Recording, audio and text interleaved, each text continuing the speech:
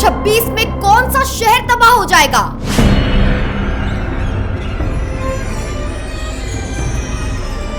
Tectonic plates टूट रही हैं। क्या आप इस खतरे को नजरअंदाज करके बच पाएंगे?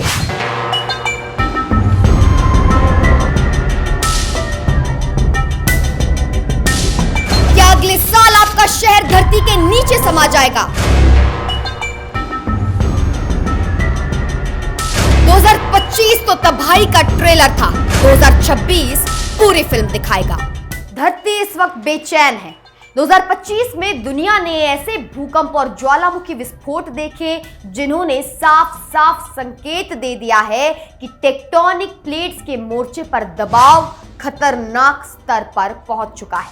एशिया से लेकर रूस के कमचटका तक, इंडोनेशिया से फिलीपींस तक और प्रशांत महासागर के चारों ओर फैले रिंग ऑफ फायर तक, हर जगह प्लेट्स टकरा रही हैं, फट रही हैं और इसका सीधा नतीजा है तेज झटके, सुनामी और फटते ज्वालामुखी। मार्च 2025 में म्यांमार में 7.7 तीव्रता का भीषण भूकंप आया। ये पिछले 100 साल में वहां आया सबसे ताकतवर झटका था। आधिकारिक आंकड़ों के मुताबिक हजारों लोगों की मौत हुई, हजारों घायल हुए, सैकड़ों अभी भी लापता माने जा रहे हैं।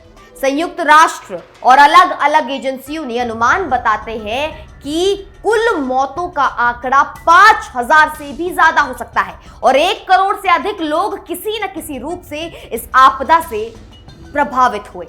जुलाई 2025 में धरती का एक और बड़ा अलार्म रूस के कमचटका प्रायद्वीप के पास बजा। 8.8 तीव्रता का भूकंप यह आधुनिक रिकॉर्ड में दर्ज दुनिया के सबसे बड़े भूकंपों में से एक है और 2011 के जापान वाले 9.0 भूकंप के बाद सबसे शक्तिशाली झटका माना जा रहा है। इस भूकंप ने प्रशांत महासागर में सुनामी पैदा की। रूस के तटों पर 10 से 19 मीटर तक की ऊंची लहरें रिकॉर्ड की गई और कुछ संकरे खाड़ियों में पानी की ऊंचाई 30 मीटर से भी ऊपर पहुंच गई। हवाई और अमेरिका के पश्चिमी तट, खासकर उत्तरी कैलिफोर्निया तक 1 मीटर से अधिक ऊंची लहरें दर्ज की गई। यानी कमचटका का झटका आधी दुनिया पार कर समुद्री किनारों को हिला कर रख दिया। सितंबर 2025 में नजरें फिलीपींस पर थी। सेबू के पास 6.9 तीव्रता का भूकंप आया जिससे जमीन कुछ सेकंड में चीर गई, पुल टूट गए, इमारतें गिर गई। आधिकारिक रिपोर्टों के अनुसार कम से कम 72 लोगों की मौत हुई, 200 से अधिक घायल हुए और 1.1 लाख से ज्यादा लोग सीधे तौर पर प्रभावित हुए। हजारों लोगों को खुले मैदानों और अस्थायी शिविरों में रातें गुजारनी पड़ी क्योंकि आफ्टर शॉक्स लगातार आते रहे। इसी महीने दक्षिण अमेरिका के वेनेजुएला के जूलिया राज्य में 6.2 और 6.3 तीव्रता के 2 भूकंपों की सीरीज ने तटीय इलाकों में दहशत फैलाई। दर्जनों लोग घायल हुए, कई घरों और इमारतों में दरारें पड़ी और हजारों लोगों को कुछ समय के लिए अपना घर छोड़कर जाना पड़ा।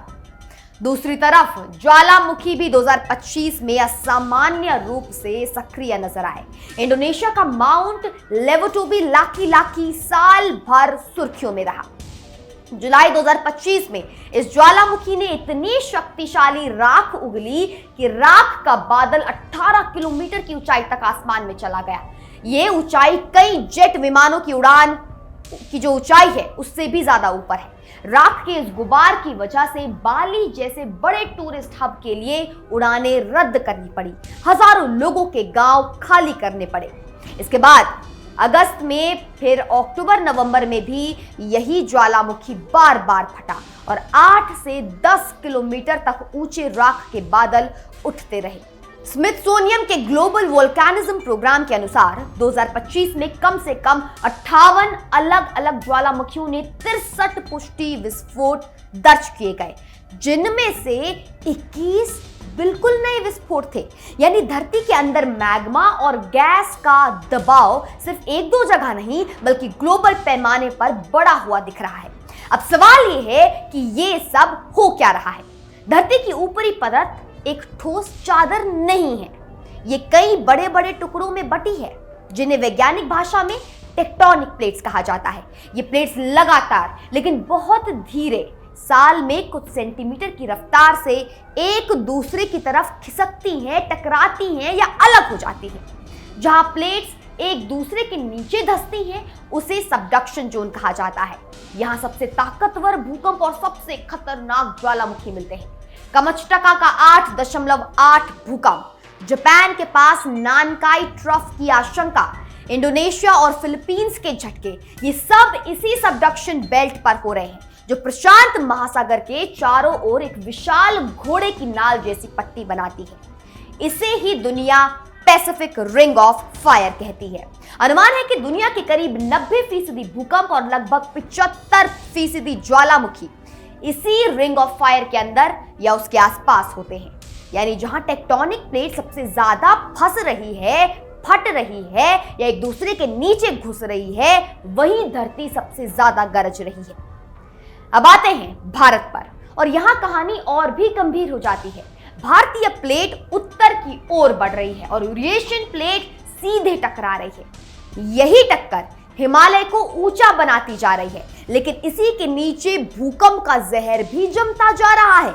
भारत के नए सिस्मिक जोनेशन मैप जो 2025 के अर्थक्वेक डिजाइन कोड के तहत जारी हुआ, उसने पहली बार एक नया सबसे खतरनाक जोन बनाया, जोन 6। इस जोन में लगभग पूरा भारतीय हिमालय आर्क डाल दिया गया है।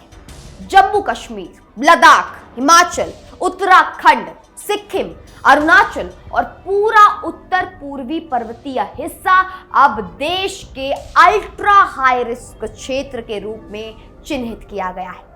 नए मैप के मुताबिक भारत की लगभग 61% जमीन अब मध्यम से ऊंचे भूकंप खतरे वाले जोन में आती है और करीब 75% आबादी ऐसी जगहों पर रहती है जहां भूकंप का खतरा वास्तविक और गंभीर है। यानी ये सिर्फ पहाड़ों की समस्या नहीं रही, मैदानी शहर, औद्योगिक कॉरिडोर और तेजी से फैलती शहरी बस्तियां भी अब इस खतरे के दायरे में हैं। इसका सीधा मतलब 2026 के लिए आखिर क्या निकलता है? पहली बात साफ रखनी जरूरी है, कोई भी वैज्ञानिक ये नहीं बता सकता कि फलाना साल फलाना तारीख को अमुक जगह पर भूकंप जरूर आएगा, नहीं बता सकता। लेकिन वैज्ञानिक बहुत मजबूती से ये तय कर सकते हैं कि किन इलाकों में बड़ा भूकंप आने की संभावना और क्षमता सबसे ज्यादा है।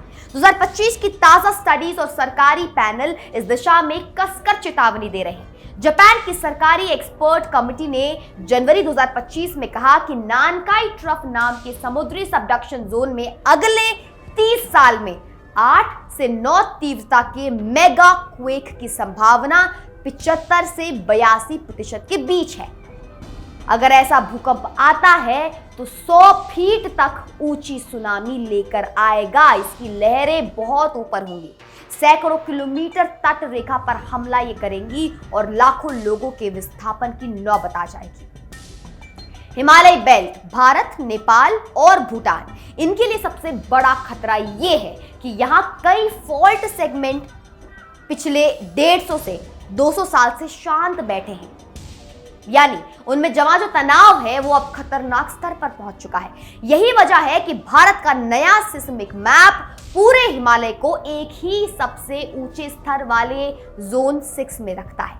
2026 और उसके बाद के सालों में किसी भी बड़ी भूकंपीय घटना की सबसे अधिक संभावना इन्हीं इलाकों में है, चाहे वो उत्तराखंड, पश्चिमी नेपाल का साइलेंट सेगमेंट हो या पूर्वोत्तर के पास बंगाल की खाड़ी और ब्रह्मपुत्र घाटी के किनारे वाले इलाके हो।